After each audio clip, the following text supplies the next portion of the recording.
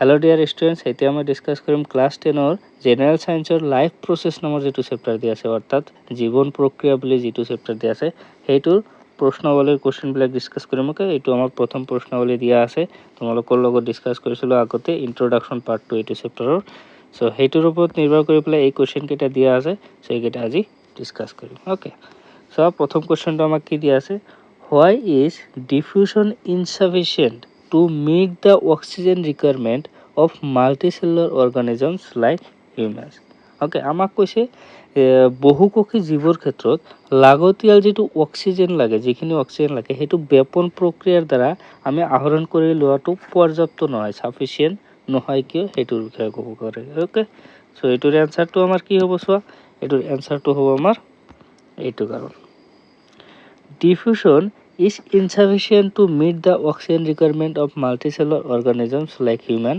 eto ami kihor karone hoy because all the cells are not direct contact amak koise ki all the cells amar jitu multicellular jitu ki ase organisms ase hebilakor khetrot ki hoy বহু বিলাক কোষ থাকে বহু বিলাক cell থাকে হেবিলাক আমাৰ পৰিবেশৰ লগত এনवायरमेंटৰ লগত ডাইৰেক্টলি কন্টাক্ট না থাকে মানে হেতৰ সংস্পৰ্শত না থাকে বুজি পাইছে সো হেই কাৰণে কি হয় ডিফিউশন প্ৰসেসৰ দ্বাৰা পসিবল নহয় আৰু ডিফিউশন প্ৰসেসটো যদি চাব যাও এটো বহুত স্লো প্ৰসেস হয় এটো লাহে লাহে কাম কৰে ওকে যদি এনেকুৱা হয় তোমাৰ বডি এটাত অক্সিজেন লাগে অক্সিজেন ধৰা তোমাৰ বডিত আছে ওকে বডিত আছে এতিয়া যদি অক্সিজেনটো বডিৰ ভিতৰত যাব খোজে সকলো পাৰ্টতে যাব খোজে তেনালে কি কৰিব লাগিব এই অক্সিজেনটো ডিফিউশনৰ দ্বাৰা আহিব লাগিব এটো ইমান স্লো যে ইমান লৈকে আহাতে তুমি ওপৰত গুচি যাবা ওকে সো ইমান লাহেলি গলে আমাৰ কাম নহব ডিফিউশন প্ৰসেসটো কিহৰ ওপৰত কাম কৰে হায়াৰ কনসেন্ট্ৰেশন টু লোয়াৰ কনসেন্ট্ৰেশন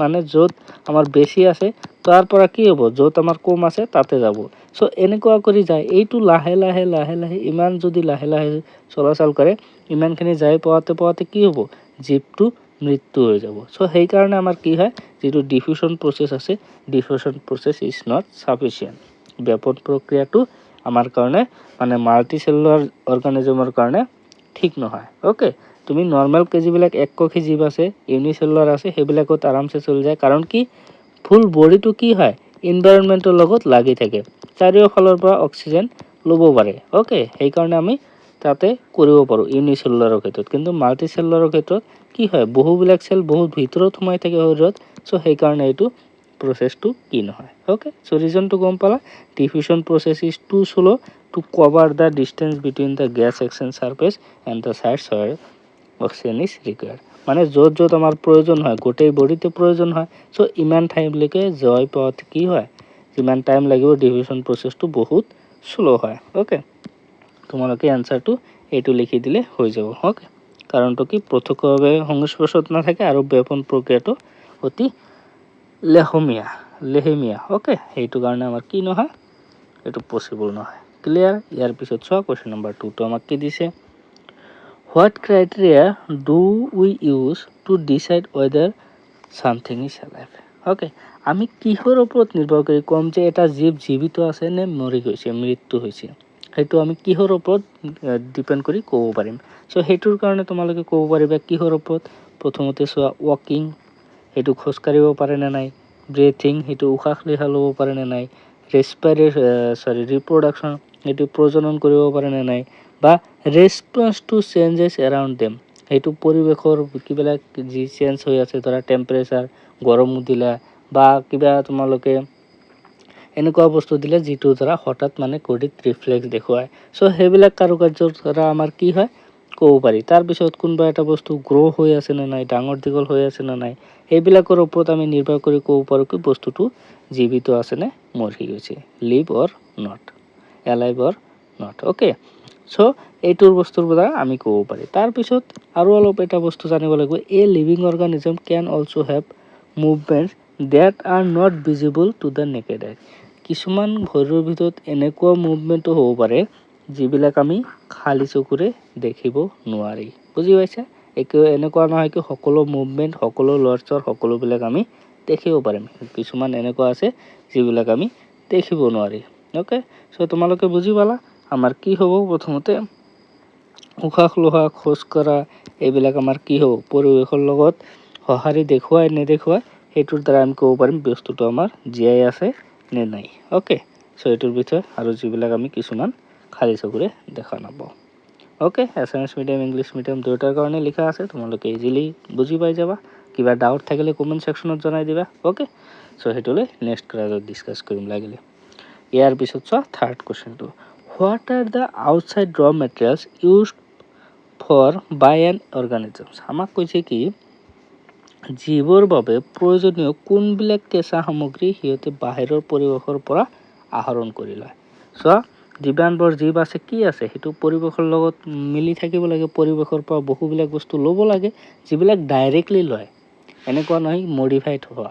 ডাইৰেক্টলি ৰ মেটেৰিয়েল মানে কি, তোমালোকৰ সেইটো যেনেকুৱা আছে সেনেকুৱাই শোষণ কৰি লয়, লৈ পেলাই বডিত যাই পেলাই মানে কি কৰে, সেইটো মিক্স আপ কৰি বা কিবা ৰিয়েকশ্যন কৰি সেইটোক বেলেগ ফৰ্ম লৈ যায়। বুজি পাইছে? ইয়াতে আমাৰ এনচাৰটো হ'ব all living organisms require outside ৰ মেটেৰিয়েল। সকলোবিলাক জীৱৰে কি হয়, ৰ মেটেৰিয়েল লোৱাটো প্ৰয়োজন, কাৰণ টু ছাৰ্ভাইভ এণ্ড ছাষ্টেইন, জীয়াই থাকিবৰ কাৰণে আৰু শৰীৰটো মেইনটেইন কৰি ৰাখিবৰ কাৰণে আমাৰ কি কৰিব লাগে, এইটো ল'বই লাগে। বুজি পাইছা? Animals take food oxygen water as outside ৰ মেটেৰিয়েল। এনিমেল অৰ্থাৎ জীৱবিলাকে কি কৰে, এইবিলাক ফুড অক্সিজেন ৱাটাৰ এইবিলাক আমাৰ কি হিচাপত লয়, আমাৰ ৰ মেটেৰিয়েল হিচাপত লয়। ওকে, আৰু যদি তোমালোকে প্লাণ্টছৰ ক্ষেত্ৰত চোৱা, গছ গছনিৰ ক্ষেত্ৰত চোৱা, সিহঁতে কি লয়, কাৰ্বন ডাই অক্সাইড ৱাটাৰ ছানলাইট এইবিলাক আমাৰ কি কৰে, সিহঁতে ৰ মেটেৰিয়েল হিচাপত লয়। বুজি পাইছা? চ' এইখিনি লিখি দিলে তোমালোকৰ এনচাৰ হৈ যাব। ওকে, ইয়াৰ পিছত চোৱা নেক্সট কুৱেশ্যন নম্বৰ 4।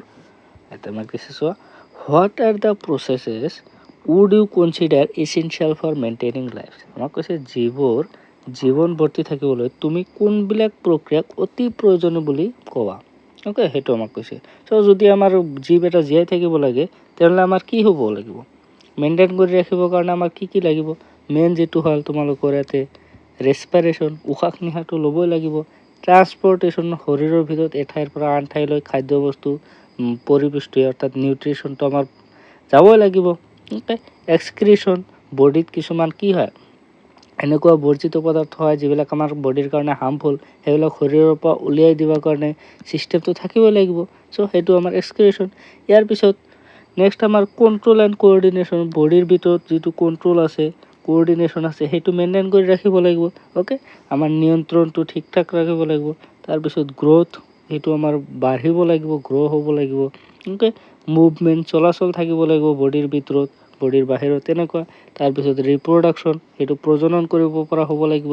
চ' এইবিলাক কাৰ্য তোমালোকে যদি এটা অৰ্গানিজমৰ ভিতৰত চোৱা তেনেহ'লে সেইটো কি ক'বা, কি সেইটো আমাৰ সিটো ঠিক ঠাক মতে চলি আছে। একচুৱেলি এইবিলাক বস্তু চলি থাকিব লাগিব। ওকে, আমাৰ এইটো বডিৰ কাৰণে কি হয়, ইচেঞ্চিয়েল হয় এইবিলাক কাৰ্য যদি তোমালোকে চোৱা লাইফটো মেইনটেইন কৰিবৰ কাৰণে। ওকে, চ' এইকেইটা বাৰু তোমালোকৰ কুৱেশ্যন দিয়া আছে। তাৰপিছত নেক্সট আমাৰ টপিক আছে নিউট্ৰিশ্যন অৰ্থাৎ পৰিপুষ্টি কি, আৰু সেইটো আমাৰ বডিৰ ভিতৰত কেনেকুৱা কৰি কাম কৰে সেইটোৰ বিষয়ত নেক্সট ক্লাছত ডিছকাছ কৰিম।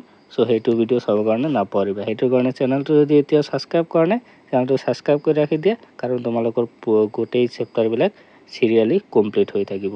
ওকে, আৰু যদি কিবা ডাউট থাকে কমেণ্ট ছেকশ্যনত জনাই দিবা। Thank U.